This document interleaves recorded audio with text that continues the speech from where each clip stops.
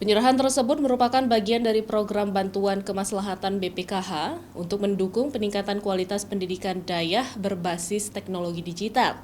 Meskipun Dayah dikenal sebagai lembaga pendidikan agama Islam, namun itu tidak semata-mata menutup akses terhadap santri dalam penggunaan teknologi digital sebagai sarana pembelajaran yang lebih modern.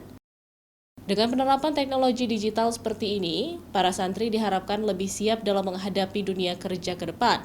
Bantuan yang diberikan tersebut dapat dioptimalkan sebaik mungkin, sehingga mampu mengangkat kualitas belajar mengajar di Dayah.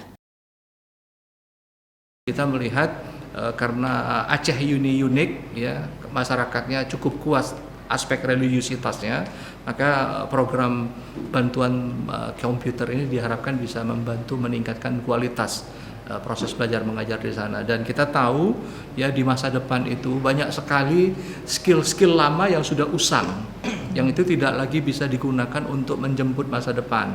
Dan dengan perkembangan teknologi digital itu ada skill-skill baru yang mereka harus miliki, ya, sehingga mereka tetap relevan, mereka tetap bisa eksis. Nanti ketika saatnya masuk dalam dunia kerja mereka lebih siap. Santri juga dapat mengikuti tren tentang perkembangan digital dalam dunia pendidikan saat ini, sehingga Dayah tersebut mampu menjadi contoh bagi lembaga pendidikan Islami lainnya dalam pemanfaatan teknologi digital sebagai media pembelajaran yang lebih modern dan juga efektif. Syahril, Kompas TV, Aceh Besar.